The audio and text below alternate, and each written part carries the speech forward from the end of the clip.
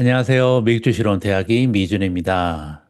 4월 26일 미준 특별방송을 시작합니다. 오늘은 특별방송이라는 말이 참 잘 어울립니다. 왜냐면 너무나 오랫동안 주말의 남자 김인중 대표님을 우리가 만나 뵙지 못했거든요. 정말 오래간만에 주말을 맞이해서 김인중 대표님 모셨습니다. 안녕하세요, 대표님. 네, 안녕하세요, 대표님. 네, 반갑습니다. 거의 아마 한 4주 만에 찾아뵙는 것 같은데요. 너무 좀 뵙고 싶기도 했고, 또 이제 시청자분들도 많이 기다리고 계실 것 같은데, 그래서 오늘 또 좋은 내용으로 또 여러분들하고 같이 나누도록 하겠습니다. 예, 예. 예전에 거의 매주 뵐 때는 몰랐었는데 너무 오래간만에 뵈니까 그 반가움이 배가 되는 것 같습니다. 오래간만에 뵙긴 하는데 아직도 미국 증시의 분위기는 그렇게 좋진 않습니다. 오늘 우리가 미국 주식 초등학교라는 주제로 인터뷰를 진행하고 있지만 수업을 진행해 주시기 전에 일단 미국 증시의 전반적인 상황에 대해서 대표님의 좀 인사이트를 들어보면 좋을 것 같은데요. 어떻게 보고 계시나요? 네. 사실 뭐 제 인사이트라기보다는 데이터에 기반한 어떤 인사이트를 설명해 드릴 수밖에 없을 것 같은데요. 일단 저희 서비스에서 보고 있는 실제 현재 어떤 시장의 상황 이런 것들을 같이 한번 보면서 좀 말씀을 드리도록 하겠습니다. 예, 화면이 보이시죠? 예, 그래서 예. 저희가 이 마켓 스코어를 가지고 저희가 이 시장 전체를 판단한다라고 많이 말씀을 좀 드렸었는데 제가 이 공포에 사서 탐욕에 팔아라 라는 말씀을 많이 드렸고, 그리고 이제 이 탐욕까지 사실 갔다가 이제 점수가 빠질 때, 보통쯤에 왔을 때, 아직은 주춤할 타임이 아니고, 이렇게 탐욕까지 갔다 오면 저 밑에까지 갈 가능성이 있으니, 지금부터는 우량주를 좀 많이 알아두면 좋겠다라고 말씀을 드렸었는데, 대표님 영상에서도 저희 마켓스코어 종종 소개돼서 저희도 봤습니다. 그래서 공포까지 떨어져서 상당히 많이 이제 아마 시청자분들도 많이 이렇게 공포스러우셨을 텐데 저희가 이 그다 그때는 이제 저희가 이 단계들만 이렇게 말씀을 드렸는데 그럼 이때 그러면 투자자는 어떻게 해야 되는지 이런 것도 좀 궁금할 때가 많이 계실 것 같아서 예. 아예 거기에 맞는 투자 전략을 아예 보여드리는 게 초보 투자자들한테는 좀 쉽겠다 싶어서 이 부분들을 저희가 또 그렇지 않아도 좀 보강을 했습니다. 이 마켓 스코어를 눌러서 들어오시면 여기 보면 지금 상태가 보면 이제 불안 단계인데 여기 보면 불안감이 시장에 퍼져 있는 단계다. 그래서 우량 종목을 중심으로 선별하여 매수하는 전략이 효과적이다라는 거를 저희 아예 전략으로 세워주고 있습니다. 예. 단순히 시장의 어떤 단계가 중요한 게 아니라 지금의 상태는 우리의 마음을 그냥 드러내 주는 거지만 그럴 때 우리는 어떻게 해야 되느냐라고 하면 여기서는 이제 그런 시장의 단계를 보여줍니다. 그래서 여기 있는 투자 전략 이렇게 돼 있는데 이걸 누르시면 현재 단계들을 보여드립니다. 그래서 밑에 이렇게 보시면 각 구간별로 시장 상황과 투자 전략 이렇게 두 가지를 구분해서 보실 수 있도록. 그래서 저희가 맨 밑에 저희가 이 공포 구간일 때 얼마 전까지만 해도 이틀 전까지만 해도 공포 구간이었거든요. 이게 예. 계속 빠졌었는데 그때는 시장이 과도한 공포 심리에 지배되고 있다. 근데 시장 투자 전략은 뭐냐면 장기적으로 최적의 매수의 기회다.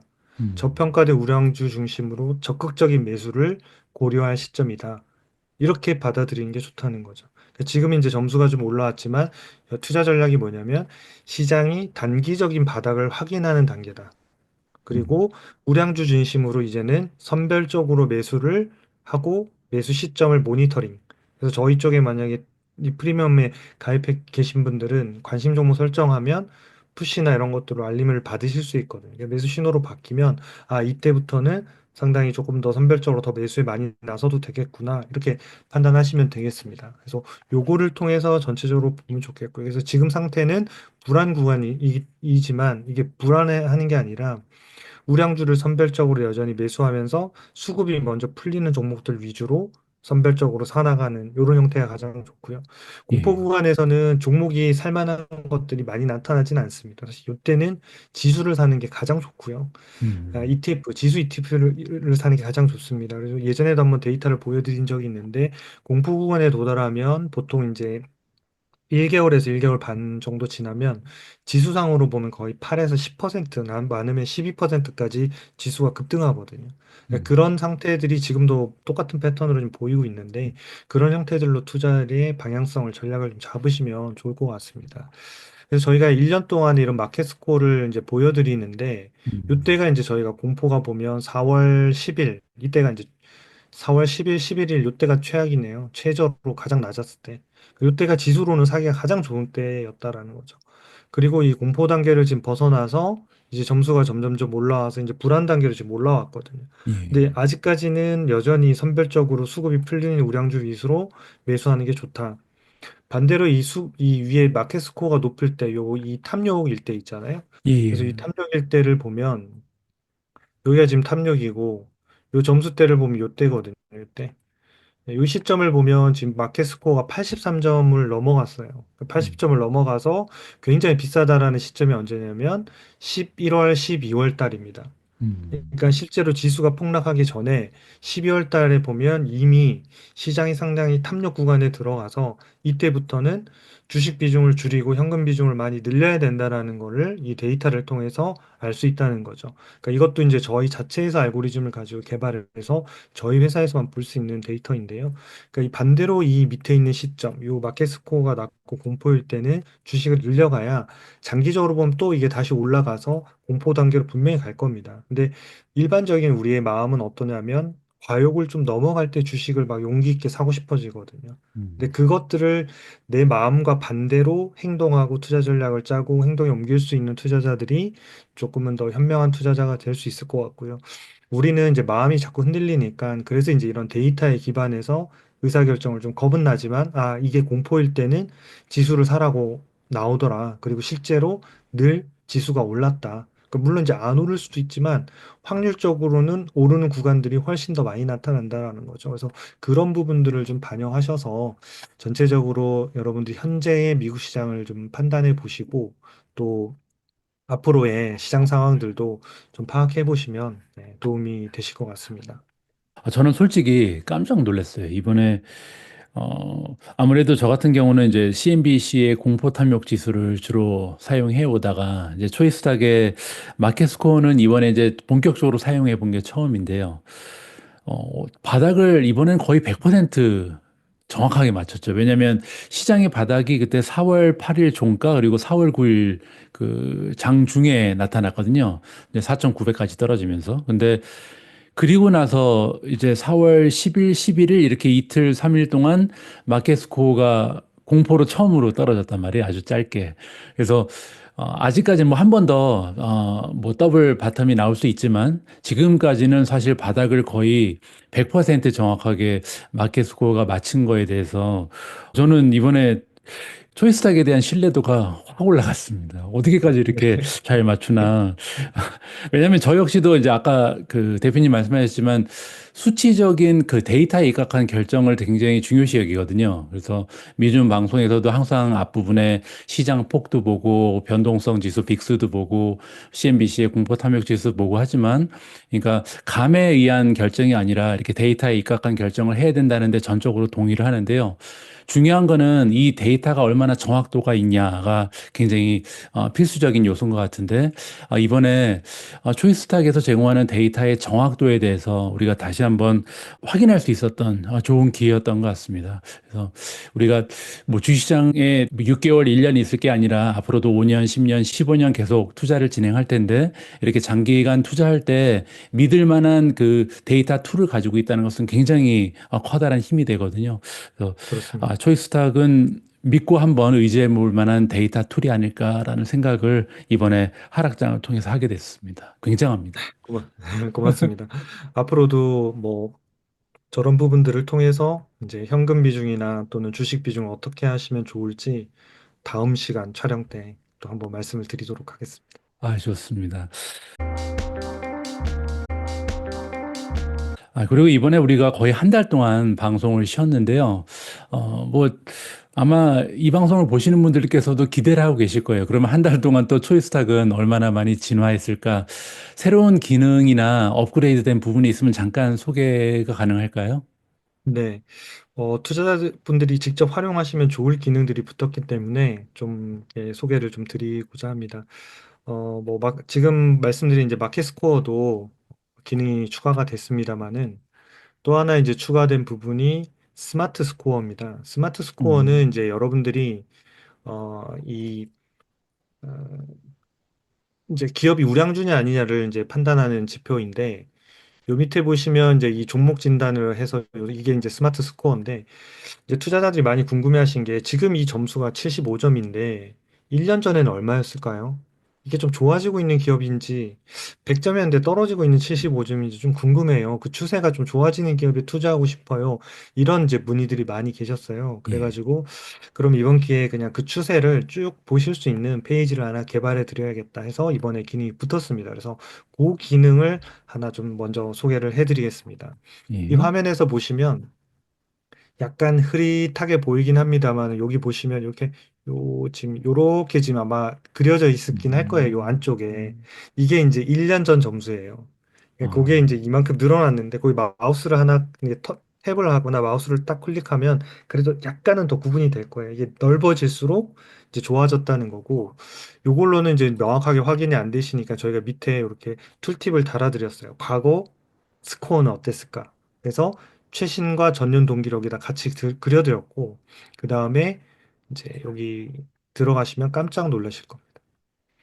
바로 이렇게 차트가 쭉 나오면서 이 종합 점수가 이 듀오링고, 예전에 한번 저희가 이제 방송에서 이 듀오링고에 대해서 한번 저희가 소개하면서 음, 대표님도 이제 자제분 이제 공부하는 이런 언어나 이런 것도 한번 얘기를 하신 걸로 기억하는데, 예, 이게 보면 이제 점수가 1년 전에 48점, 이 점수가 오르는 게 굉장히 어려운 점수거든요. 이렇게 쉽게 이렇게 오를 수 있는 게 아니거든요. 예, 48점에서 59점에서 다시 68점에서 다시 75점까지. 최근 1년 동안 이렇게까지 많이 계단식으로 오르는 기업들은 굉장히 드문 케이스거든요. 그 예, 정도로 이제 듀오링고가 상당히 종합 점수를 많이 높였다라는 거고, 요 밑에 보시면 이게 이제 이런 것들이 어떤 의미를 가지고 있는지, 이런 것들을 이제 보실 수 있도록 글을 써놨고, 그 다음에 또 하나 보시면 살짝 내려 보시면 이제 항목별로 보실 수 있도록 저희가 붙여드렸습니다. 아, 왜냐하면 이제 종합 점수가 5가지 항목으로 이제 구성이 돼 있고 예, 그 5가지 중에 어떤 게 좋아졌는지를 또 보실 수 있도록. 그렇죠, 그렇죠. 그래서 성장성이 55점에서 이 2024년도 8월 달에 85점으로 점핑하는 거죠. 네, 그러네요. 성장성 점수가 80점이 넘으면 고속 성장주에 들어가는 거거든요. 85점 정도면 초고속 성장주에 들어간다고 봐야 되는 거죠. 그래서 듀오링고가 성장성이 이 시점에 엄청나게 좋아졌구나. 그래서 이 시점에서는 뭔가 투자 포인트를 잡아야 되나? 이런 형태를 좀 보실 수 있는 거죠. 예, 그래서 그 성장성이 지금까지도 이게 유지된다는 게 뭐냐면 성장성이 떨어지고 있는 게 아니라 그 고속 성장성을 그대로 유지하고 있다라고 판단하는 게 맞습니다. 그러니까 성장세가 떨어지면 점수가 떨어지는 거기 때문에 성장률이 유지가 되면 저 성장 그대로 있을 겁니다. 그래서 예, 성장성이 되게 높고 그 다음에 독점력은 아직 40점을 받고 있고 재무 안전성은 이제 60점에서 100점 기록한 이후에 계속 100점을 보고 있고 수익성도 보시면 단계별로 지금 계속 좋아지고 있는 거죠. 그러네요. 그러니까 성장과 함께 마진도 좋아지는 거예요. 수익성이 10점이었다가 이제 턴어라운드 한 거죠. 이기 음, 내서 25점에서 다시 40점에서 45점에서 60점까지. 그러니까 상당히 빠른 성장과 함께 마진율도 좋아지는 이런 기업이구나라는 거를 알 수 있는 거죠. 그리고 현금 창출력은 80점에서 75점에서 90점까지. 그래서 캐시플로 창출력도 더 좋아졌구나. 그래서 이런 5개 항목들을 각각 항목별로 또 보실 수 있도록 이렇게 저희가 배치를 해드렸습니다. 그래서 1년 동안의 이 스마트 스코어를 여기 있는 걸 누르시면 이렇게 확인하셔가지고 여러분들이 투자하고 있는 기업이 최근 1년이 더 좋아졌는지 아니면 어떤 부분이 좀 나빠지고 있는지 그런 것들을 판단하시면 기업을 분석하시는데 훨씬 더 많은 아마 도움이 되실 것 같습니다. 아유, 좋습니다. 이런 걸 요청한 그 구독자분도 굉장히 수준이 높으신 것 같고요. 그거를 또 굉장히 단기간에 실현시키신 대표님도 대단하십니다. 이건 정말 활용 가치가 높을 것 같습니다. 혹시 또 업그레이드 된 게 있나요? 네, 있습니다. 저희가 처음에 제가 방송 나올 때 말씀해 저희 서비스는 그냥 계속 업그레이드 되는 중이고 아직 미완성이라고 말씀을 드렸는데 앞으로도 가야 될 길이 멀고 많이 있을 것 같습니다. 그래서 제가 좀 같이 저희와 한 1년 정도 여정을 같이 해주시면 훨씬 더 좋은 서비스가 여러분들한테 제공될 거라고 말씀을 드렸고, 그 약속을 지키기 위해서 저희 회사 팀들과 함께 사실 매일매일 이제 이 고도화 작업들을 해나가고 있습니다.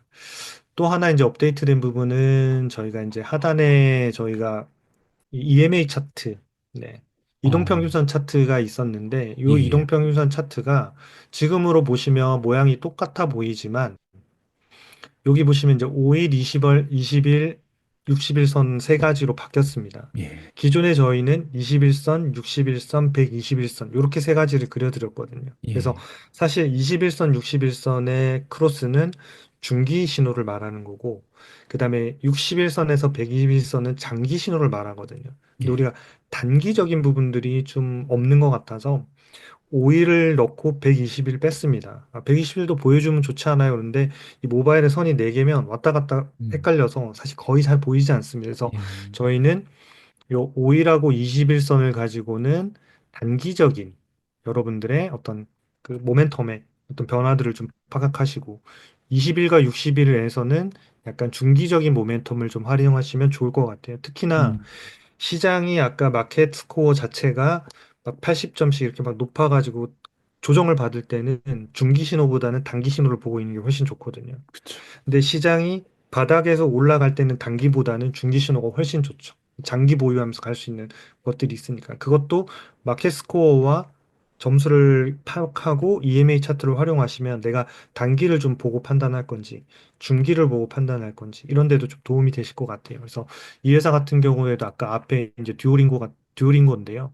이 회사를 보면 이제 여기 5일선을 이제 넣어 놓으니까 5일이 20일을 돌파했고, 그 다음에 지금 이제 21선이 아직 61선을 돌파하지 못했지만, 현재 주가가 370달러이기 때문에 얘도 아마 20일이 60일을 돌파할 가능성이 상당히 좀 높겠죠. 그래서 음, 수급적인 부분에서 조금은 더 빨리 볼 수 있는 장점이 있는 게 바로 이 5일하고 21선이거든요. 반대로 이렇게 장기적으로 갈 때는 이렇게 또 매도해야, 요때 매도했다 또 매수해야 돼. 이런 움직임들이 있긴 합니다만은, 그거는 전체적인 시장 상황에 따라서 판단하시면 좋을 것 같고요. 그래서 5일선을 통해서 여러분들이 조금, 이렇게 빠르게 판단해 보시면 네, 더 도움이 되실 것 같습니다. 예. 이 부분도 굉장히 마음에 듭니다. 왜냐하면 저 역시도 최근 들어서 이제 이동평균선 투자법을 자주 활용하고 있는데 조금 신호가 늦게 나오는 바람에 거기에 대해서 고민이 좀 많았거든요. 그래서 이동평균선을 조금 기간을 단축해서 단기의 추세를 집중해 보는 것도 특히 지금처럼 우리가 어떻게 보면 바닥을 찍고 상승하는 추세를 놓치지 않기 위해서 지금 촉각을 세우고 있는데 굉장히 유용한 툴이 될 것 같습니다. 예전에 그 아이폰 그 애플리케이션도 개발 중이셨는데 혹시 완료가 됐나요? 네. 완료가 됐습니다. 그래요? 됐고, 네. 그래서 지금 저희가, 화면이 나오나요? 예, 예. 제가 오늘 준비하셨네요. 네, GPT를 통해서 하나 그려봤습니다. 그래서 저희가 초이스탁 앱이 이제 안드로이드 버전도 리뉴얼해서 이제 연초에 저희가 오픈을 했고요. 그 다음에 이제 아이폰이 드디어 나왔습니다. 그래서 앱스토어에서 여러분들이 초이스탁이라고 검색하시면 지금부터 다운로드를 받으실 수 있는데요. 설치할 때 한 가지 이렇게 설치하고 처음에 실행할 때 알람을 허용하겠습니까? 라고 질문을 아마 던질 거예요. 그래서 일단 지금은 예라고 좀 선택을 해 주십시오. 그래야지만 앱이 정상으로 구동이 됩니다. 이게 아니오라고 설치하면 구동이 안 될 수 있으니까 지금 이 예, 부분 앱 업데이트 심사를 지금 올려놓은 상황이거든요. 그래서 심사가 예. 끝나고 나면 그거에 뭐라고 선택하더라도 상관없이 구동이 되는데, 일단 지금 이 영상을 보시고 만약에 아이폰을 받는다고 한다면 아이폰 버전을 받으시는 분들은 알림 허용을 하시면 좋겠고요. 꼭 알림 허용 하더라도 저희가 막 마케팅 문자 보내고 그러지 않습니다. 그리고 음, 프리미엄 회원이 아닌 경우에는 거의 푸시가 오는 게 한 건도 없으실 거예요. 그러니까 프리미엄 회원들은 당연히 알림 허용을 하셔야지, 그동안 나갔던 이제 해외에 계셔가지고 이제 알림톡이나 이런 게 못 받으셨을 텐데, 그런 부분들이 전부 다 푸시 메시지나 그 외에도 좋은 컨텐츠들이 있거든요. 분석 컨텐츠라든지 이런 것들이 있는데 그런 것들이 다 놓치고 계셨을 거예요. 그러니까 그런 부분들이 푸시로 다 전달이 돼서 여러분들이 누르면 바로바로 해외에서도 보실 수 있게 되었으니까, 여러분들이 안드로이드와 그 아이폰 다운로드 받으셔가지고 좀 앱을 많이 설치해서 이용해 보시면 좋을 것 같습니다. 나중에는 저희가 맞춤 뉴스들 개인별로 그러니까 맞는 여러 가지 이제 이벤트들이 발생했을 때 보내드린 정보들 이런 것들을 무료 회원들한테도 많이 확대할 거거든요. 그러니까 네. 무료 회원이라고 하셔가지고 난 알림 안 받을게요. 막 이렇게 하지 마시고 일단 설정해 두시면 주로 정보성 컨텐츠 위주로 저희가 푸시 보낼 거니까 막 그 마케팅 문자에 대해서 너무 고민은 네, 걱정은 안 하셔도 될 것 같습니다. 그래서 많이 오늘 다운 받아서 좀 한번 주말에 사용해 보시면 좋을 것 같습니다. 아, 예, 좋습니다. 미주 쪽에 계신 분들은 아이폰을 많이 쓰시기 때문에 이번 소식 굉장히 반가우실 것 같습니다. 지금까지 그 초이스탁의 여러 가지 기능의 업그레이드 모습을 살펴봤는데요. 오늘 준비해 오신 수업으로 넘어가면 좋을 것 같습니다. 저희가 한 달 전에 이제 그 투자의 위험을 줄이는 방법에 대해서 계속 강의를 들어봤는데요. 아직까지도 이 부분은 제가 볼 때 굉장히 중요한 것 같습니다. 왜냐하면 지난주에 이제 미국 증시가 가장 많이 떨어졌을 때 보니까 S&P 500 기준으로 한 18% 정도 장중에 떨어졌었거든요. 하지만 지금 우리는 어떻게 보면 갈림길에 서 있는데 트럼프 관세 정책으로 인해서 만약에 경제가 좀 둔화되는 모습이 보이게 되면 18% 이상 다시 하락할 가능성도 있는 것 같고요.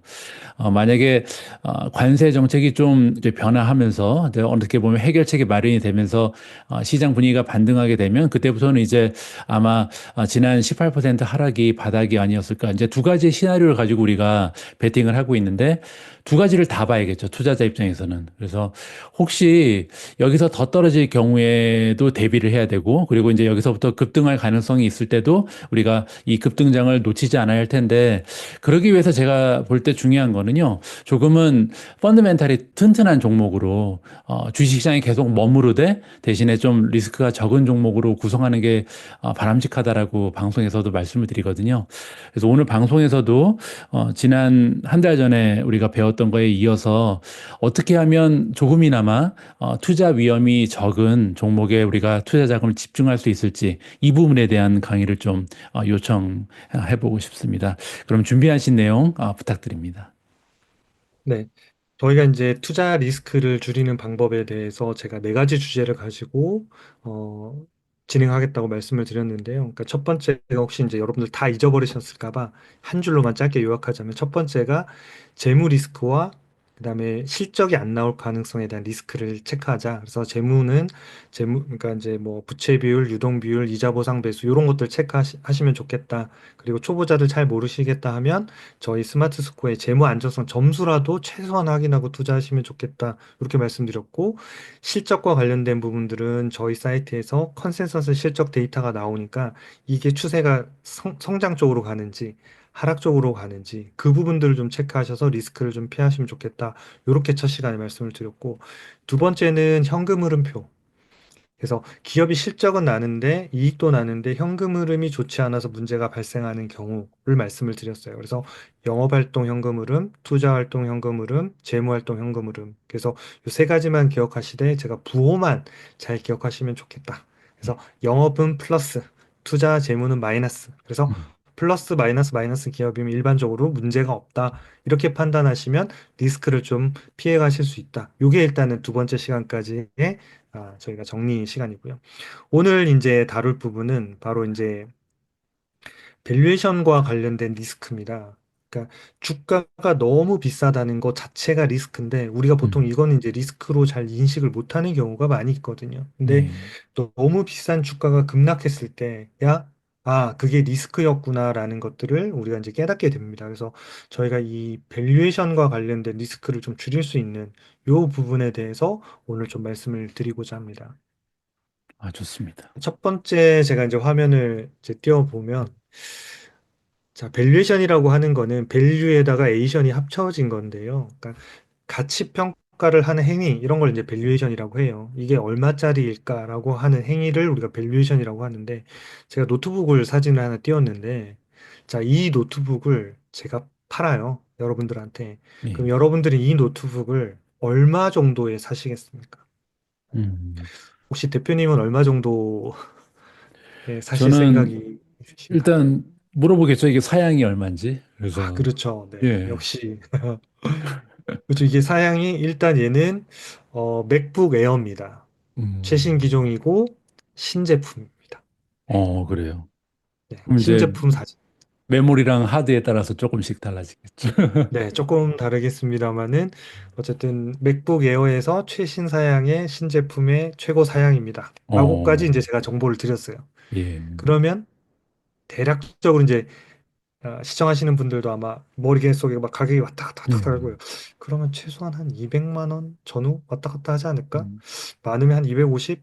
그렇죠. 뭐 프로는 훨씬 더 비쌉니다만은 에어는 한 200만 원 전후에서 거래될 수 있겠구나라는 것들을 이렇게 추정하는 거잖아요. 그러니까 어떤 아까 대표님 진짜 중요한 질문 하신 거, 이게 사양을 딱 물어보신 거잖아요. 우리가 이 밸류에이션이라는 게 결국은 아무것도 모르고 이 사진이 중고인지 아니면 맥북 에어 같지만 사실상은 약간 겉만 맥북 에어가 해놓고 안에는 사양은 되게 나쁜 걸 갖다 놓고 팔 수도 있는 거잖아요. 그러니까 음, 그런 걸 따져서 무엇인가 가격을 매기는 거를 밸류에이션이라고 해요. 그래서 우리가 밸류에이션은 이렇게 하는데 자, 두 번째 질문을 한번 던져볼게요. 우리 투자자들이 밸류에이션 할 때 가장 어려워하거나 가장 이렇게 좀 터부시하는 부분 중에 하나인데 왼쪽에는 이제 아메리카노. 요즘은 이제 트럼프 때문에 캐나다에서는 캐나다노라고 한다고 하던데 예. 이 커피를 한 잔에 5만 원에 팔고 있고 예. 또 한 권의 오른쪽은 최고급 사양의 신제품 자동차예요. 음, 그거는 지금 500만 원에 가격표가 붙어 있습니다. 어, 하나는 커피인데 5만 원에 붙어 있고요. 가격 차이는 100배입니다. 음, 자, 그럼 둘 중에 어떤 게 더 싸게 거래되고 있나요? 음, 시청자분들도 한번 생각해 보십시오. 너무 간단한 질문이죠.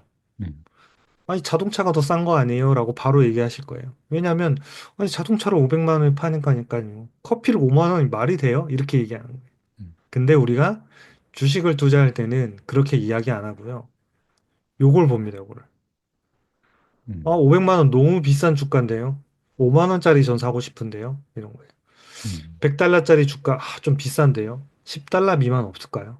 이런 음, 거예요. 그러니까 나는 커피가 싼 거 같은데요. 이런 얘기를 하는 거예요. 그러니까 음, 주식 시장에서는 특히나 그래서 저가주라는 것과 밸류에이션이 저평가되어 있다는 거는 완전 다른 얘기인데 제가 여기도 써놨지만 가격하고 가치는 다르거든요. 근데 주식 시장에서는 우리가 물건을 살 때는 항상 그거를 이렇게 비교 판단을 하거든요. 근데 주식을 살 때는 그 비교를 하지 않아요.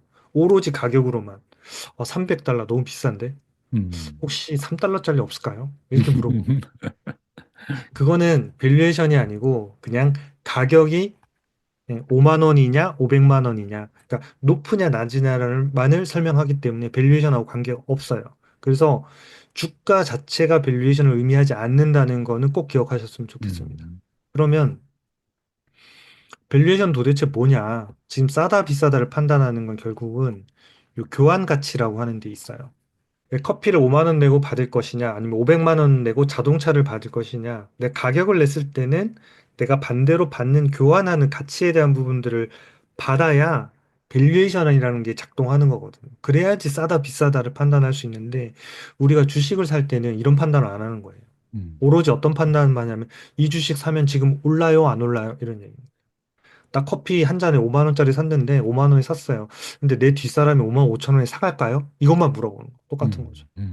비싼 건데 5만 5천 원에 살 사람이 있으면 난 이익이 나니까 일단 사고 보는 게 주식시장에서 많이 일어나는 일들이고 예, 이런 밸류에이션을 많이 무시할 때가 시장이 가장 고평가돼 있을 때인 거죠. 음, 밸류에이션을 봅시다. 싼 걸 봐야 됩니다라는 얘기가 시장에 막 팽배할 때는 시장이 완전 안 좋을 때요. 음, 그때가 저평가돼 있을 때고. 그래서 우리가 결국은 지불하는 가격과 주식을 살 때 이 주식이 나에게 무엇을 주는가를 비교해야지만 밸류에이션을 할 수 있다. 이렇게 좀 기억하시면 좋겠습니다. 음, 자, 이제 본격적으로 오늘은 사실 밸류에이션의 방법에 대해서 하는 건 아니에요. 그러니까 언젠가 저희가 초등학교 과정에서 다뤄야 되는 게 맞는지는 잘 모르겠습니다만은 밸류에이션의 아주 기초적인 부분은 제가 미주초 뒷부분에서 한번 다루긴 하겠습니다. 예, 그러니까 밸류에이션만 하더라도 워낙 뭐 어려운 영역들까지 너무 많이 있기 때문에 미주초에서 다 다룰 수는 없을 것 같고 아주 기초적인 부분만 다루고 오늘은 밸류에이션의 리스크에 대한 부분에 조금 집중을 좀 해주시면 좋을 것 같아요. 예. 그래서 우리가 밸류에이션이라고 하는 거는 여기 보시면 이제 제가 본질 가치와 변동 가치라고 그랬는데 아 벌써 말이 어렵다 이렇게 생각할 수 있는데 걱정하지 마세요. 제가 쉽게 설명해 드릴게요. 음, 그러니까 본질 가치라고 그러니까 기업의 본질 가치라고 하는 것 또는 내재 가치라고 하는 건 뭐냐면 기업이 스스로 만들어내는 수익 창출 능력이라고 보시면 돼요. 음, 스스로 기업이 스스로 만들어내는 이게 본질 가치고 내재 가치고요.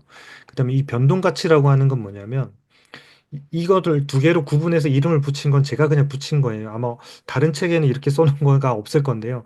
이 음, 변동 가치는 뭐냐면 이 기업이 실제로 수익 가치 외에 시장이 호황과 불황 또는 상승기 하락기에서 이 원래 가치보다 더 주거나 덜 주는 이 변동하는 가치를 저는 변동 가치라고 부릅니다. 그래서 예. 본질 가치와 변동 가치를 합산한 금액이 총 이 기업의 총 가치라고 생각하거든요. 자, 그러면 예를 들어서 기업의 주가가 100달러짜리가 있어요. 주가가 100달러라고 한번 생각해 봅시다. 음, 주가가 100달러인데 이 100달러에는 안에 본질 가치와 변동 가치가 있는데 A라는 기업은 본질 가치가 50달러고 주식시장에 호황이 돼서 50달러가 더 붙었어요. 곱평 좀 더 시장에서 배수를 더 많이 준다는 얘기가 되겠죠. 그래서 100달러에 거래되는 기업이 있고 원래 본질 가치 자체가 150달러인데 이 업종에 너무 사람들이 관심이 없어요. 그래서 변동 가치가 마이너스 50이에요. 그래서 음, 합산했더니 똑같이 100달러인 거예요. 그러면 A, 앞에 말씀드린 기업과 B에서 말씀드린 어떤 기업이 더 좋냐는 거예요. 주가의 탄력성으로만 보면 단기적으로는 A가 높을 거예요. 이 변동 가치가 크니까. 하지만 장기적으로는 이 B 기업에 투자하시는 게 이 밸류에이션의 리스크를, 그러니까 주가 하락 가능성의 리스크를 없앨 뿐만 아니라 장기적으로 투자에 성공하는 밸류에이션을 할 수 있는 굉장히 좋은, 네, 이런 선택법이 된다는 거죠. 그러면 우리가 이 변동 가치라고 시장에 오르락 내리락 하는 거는 우리가 맞출 수는 없거든요. 이 부분을. 음, 그 타이밍을 다 맞출 수는 없고, 그래서 우리가 결국은 기업의 내재 가치라고 하는 본질 가치가 얼마냐라고 하는데 좀 집중할 필요가 있고, 그것들이 변동 가치가 시장이 조금 더 안 좋으면 마이너스라고 쳤을 때도 싸냐?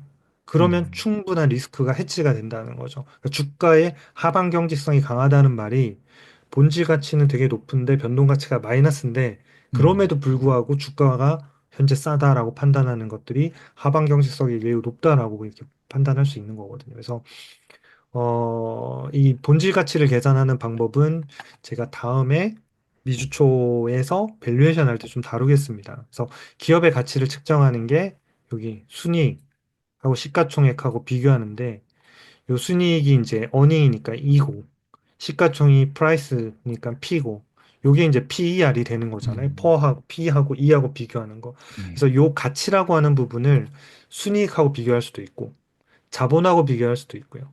매출액하고 비교할 수도 있고요.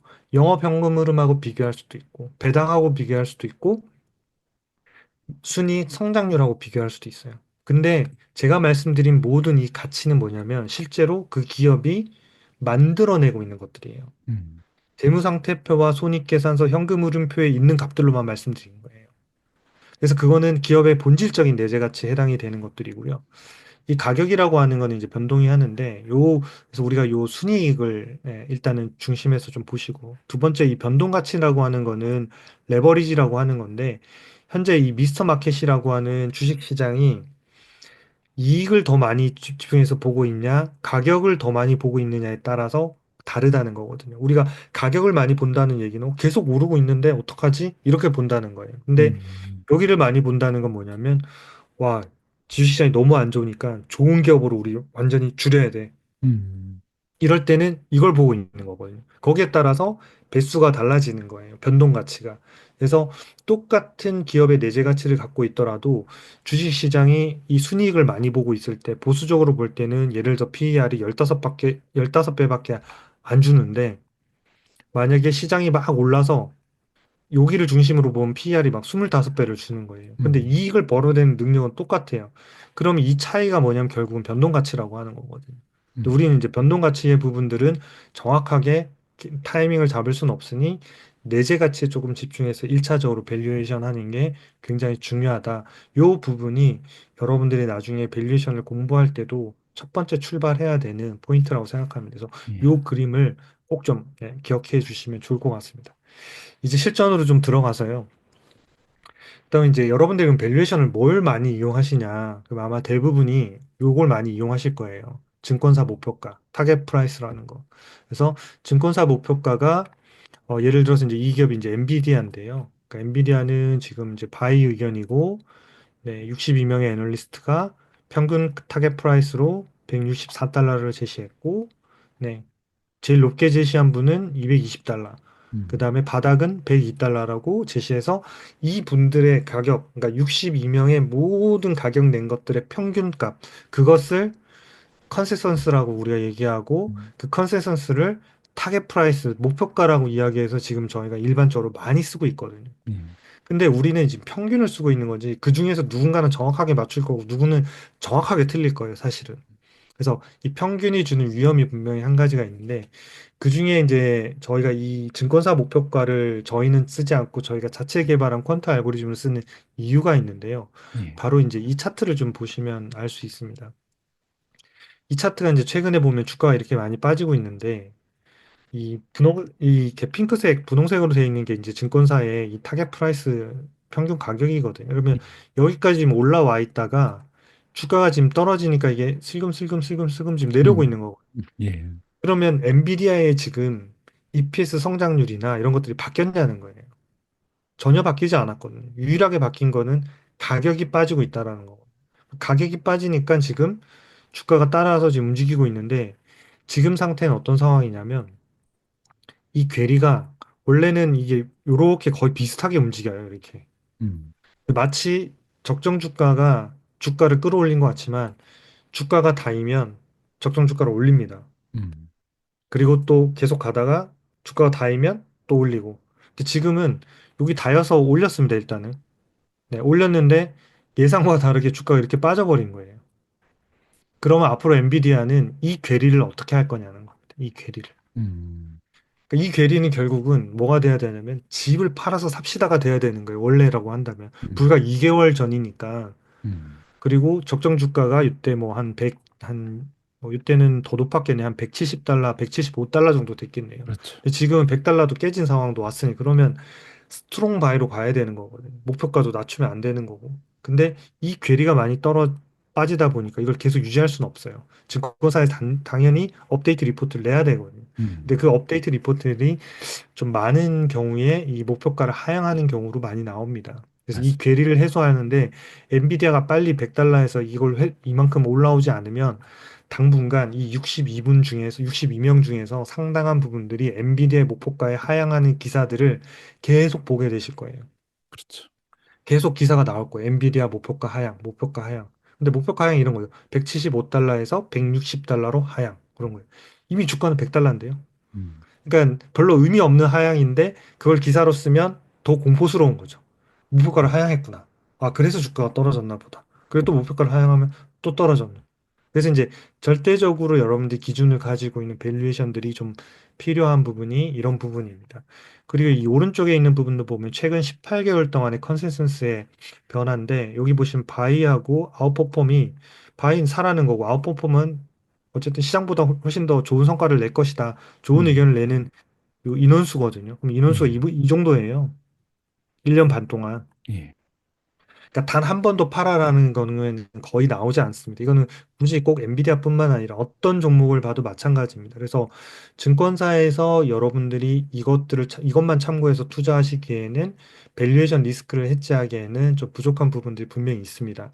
그래서 이 타겟 프라이스의 평균가 정도는 참고하시되 보조적으로 저희 회사가 제공하고 있는 서비스를 꼭 한번 밸류에이션을 참고해서 보시면 좋을 것 같습니다. 그래서 제가 테슬라의 지금 증권사에서 나오는 목표가와 저희의 차트가 어떻게 다르게 보여주는지를 한번 설명을 해드릴게요. 예.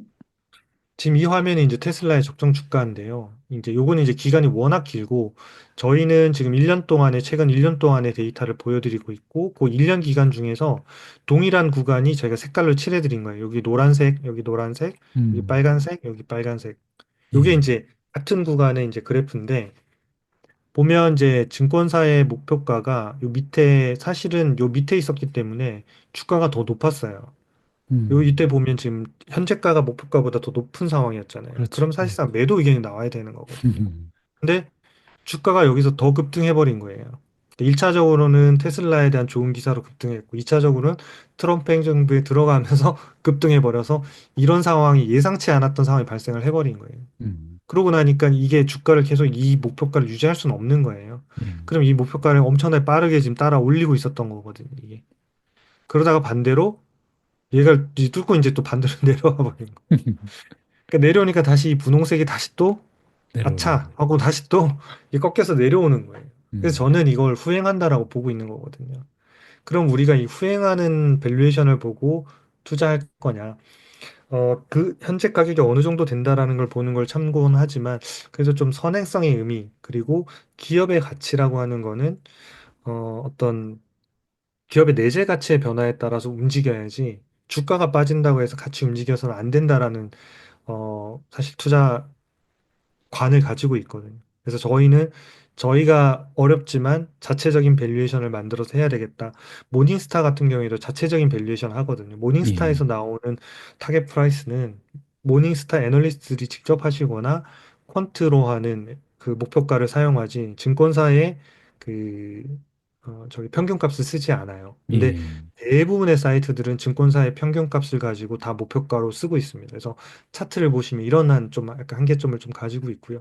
저희도 물론 개선해야 될 부분들이 되게 많이 있습니다. 여전히. 그러니까 지금도 적정 주가 고도화를 위해서 지금 알고리즘 엔진들을 계속 지금 업데이트하고 있습니다만은 저희가 완벽하다라고 말씀드리는 게 아니라 저희도 부족하지만 저희는 그래도 기업 가치에 근거해서 이 레벨이 움직여야 된다라는 것. 그러니까 그건 분명하다라는 거죠. 음.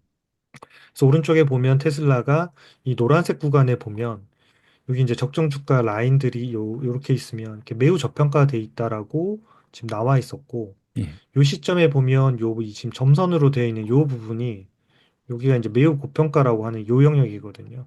그럼 이때는 그냥 너무 비싼 가격이거든요. 최근 1년 동안 단 한 번도 도달한 적이 없는 가격이에요. 그러니까 이 점선 가격까지 넘어갔을 때는 일단은 좀 비싸다라고 보시는 게 맞습니다. 그리고 저기서부터는 제가 아까 EMA 차트에서 단기적으로 보시는 게 좋아진다는 거예요. 그러니까 5일 21선에서 그때는 꺾이면 고점에선 꺾이면 일단 팔고 나오시는 게 훨씬 좋다. 이렇게 판단하시는 게 맞고요. 근데 지금은 어떠냐? 지금은 보면 지금 다시 네, 테슬라가 저평가 영역에 지금 다시 들어와 있는 상황이거든요. 예.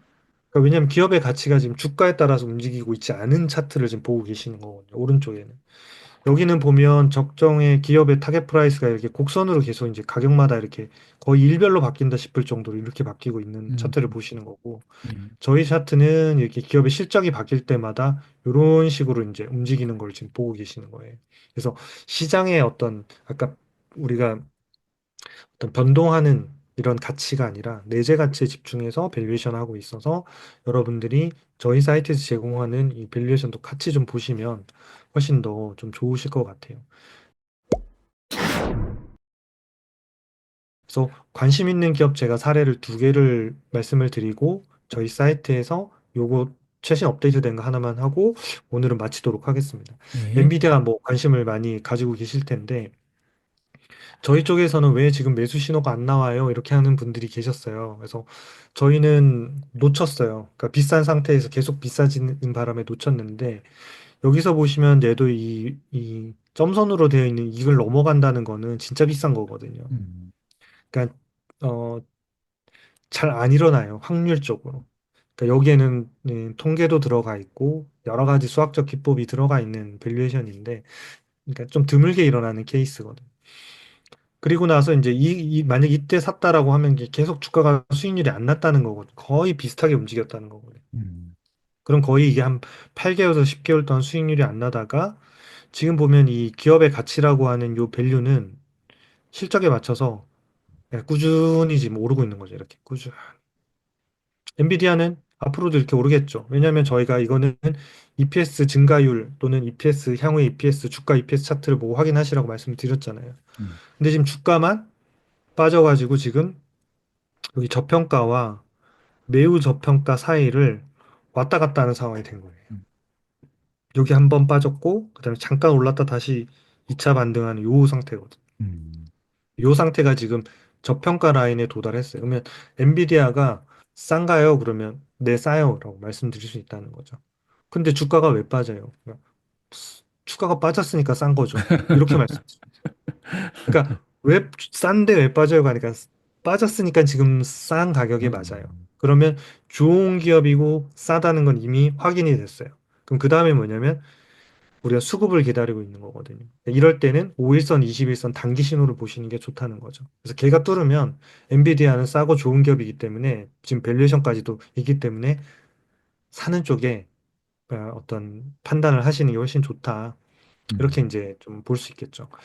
그다음에 이제 두 번째 기업은 셀레스티카인데 대표님 이제 그 영상에서도 많이 나오는 이제 기업이라서 제가 맞습니다. 엔비디아하고 셀레스티카를 이제 봤는데 예. 셀레스티카도 보면 이제 이 밸류에이션에서 보면 요런 때가 이제 저평가됐던 구간들이 있었거든요. 음, 여기는 이제 약간 고평가 넘어가는 구간이고 그리고 최근에 이제 한 1월 말 정도 되겠네요. 1월 말 2월 가까이에 보면 요 이 점선을 모두 다 넘어가는 이 음, 강력한 상승세가 한번 일어나는 폭발적으로 올라가는 이럴 때 나타나는 현상인데 이때는 요 데이터에서 보시면 매우 고평가를 이미 넘어간 상태거든요.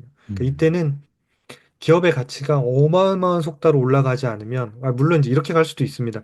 얘가 주가가 계속 올라가고 가치가 뒤늦게 따라가는 경우도 이렇게 간혹 발생합니다. 근데 모든 기업이 이렇게 발생할 거라고 투자하는 것보다 그렇게 발생할 가능성이 있는 기업들을 찾는 게 훨씬 더 어렵고 그 정도 음, 찾으시려고 하면 엔비디아처럼 매출액 상승률이 한 4, 50%씩 한 4, 5년 정도 갈 정도로 예상되는 기업들은 이 꼭대기에 있어도 사야죠.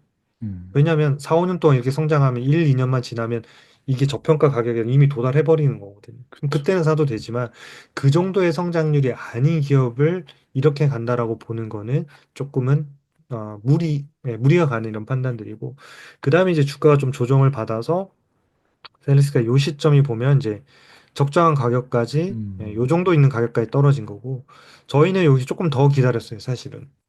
조금 더 기다려서 좀 더 조정을 받아서 여기 저평가와 요 사이에 떨어지면 저희는 추천해야지 이렇게 보고 있던 후보군 중에 하나였는데 예. 역시 시장이 안정이 되니까 이렇게 좋은 기업들은 이렇게 금세 튀어 오른다는 거죠.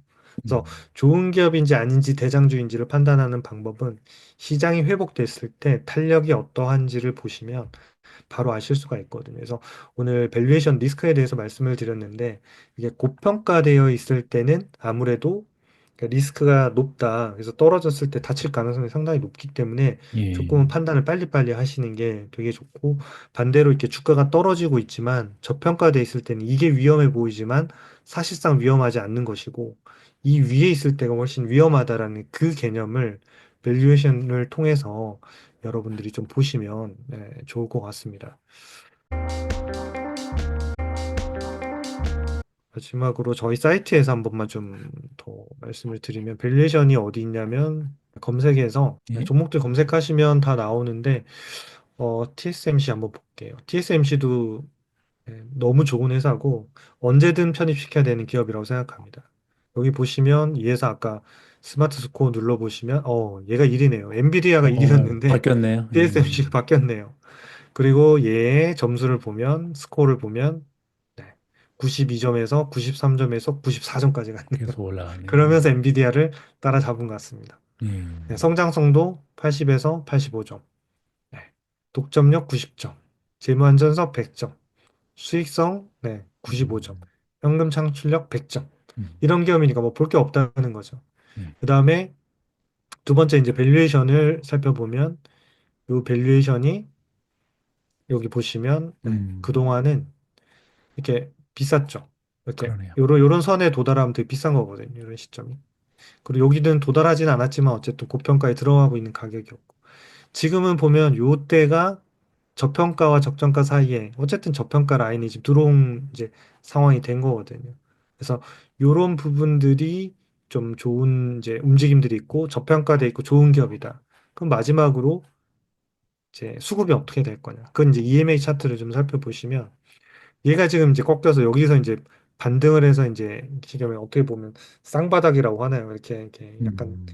이렇게 밑으로 한번 떨어졌다가 반등했다 다시 밑으로 떨어져서 직전 저점은 깨진 않고 지금 올라가고 있는데 여전히 아직 21선을 뚫고 있지는 않습니다. 그래서 아마 그쪽에서 저항도 있고 막 이러면서 또 다시 떨어지면 아마 사람들이 또 실망하고 이렇게 하겠지만 장기적으로는 결국은 개인적으로 그리는 그림들은 여기서 아마 이렇게 가고 얘네들이 떨어지고 얘도 좀 떨어져야 될 겁니다. 아마 이렇게 해서 어느 시점에서 이렇게 가는 시점이 아마 우량 기업을 싸게 살 수 있는 아마 가장 좋은 기회가 될 것 같고요. 예. 우리가 이런 밸류에이션이 비쌀 때 사는 것보다는 좀 쌀 때, 그리고 이제 수급이 지금 이제 수급만 좀 턴하면 사야 되는 종목들 리스트들이 쭈르륵 있고, 저희가 이제 저희 자체 미탐 TV 유튜브 채널을 찍어서 저희가 미준 TV에도 저희가 영상을 이렇게 쭉 이렇게 걸어드리고 있거든요. 우량주 점검이라고 해서 급락한 종목들 지금 어떤 상황에 있는지 그런 종목들 위주로 보셨다가 수급이 바뀌는 그런 타이밍을 보시고, 프리미엄 회원들은 이제 앱을 받으시면 관심 종목 등록하시면 걔가 매수 신호로 바뀌거나 또는 매도 신호로 바뀌거나 하면 이렇게 알림으로 푸시로 받으실 수 있거든요. 그러니까 매일 체크하지 않더라도 그걸 보시면서 좀 밸류에이션 리스크들을 좀 피하시면서 투자를 하시면 좋을 것 같습니다. 예, 오늘 역시 실망시키지 않는 강의, 명강의 또 잘 들었습니다. 제가 이 방송을 함께 하고 계신 구독자분들께 한 가지 제안하고 싶은 부분은요. 제가 항상 이제 그 분산 투자에 대해서 강조를 많이 하거든요. 그래서 분산 투자를 이렇게 하게 되면 아무래도 아까 그 대표님이 말씀하신 것처럼 감정적인 투자를 좀 줄일 수가 있어요. 그래서 종목이라든지 기업에 느끼는 감정이 아무래도 분산되잖아요. 여러 가지 기업에. 그렇게 되면 감정이 휘둘리지 않고 조금은 이성적인 판단을 할 가능성이 높기 때문에 분산 투자를 하는 그 한 가지 이유가 될 수 있거든요. 그래서 혹시 이 방송 보시고 이제 내가 포트폴리오에 20종목 정도가 있다. 그러면 그 20종목의 밸류에이션을 한번 쭉 점검해 보시고요. 지금 이렇게 증시가 많이 떨어졌는데도 혹시 고평가된 종목이 있다면 그 종목에서 좀 일부 투자 자금을 저평가된 종목으로 옮겨보는 건 어떨까?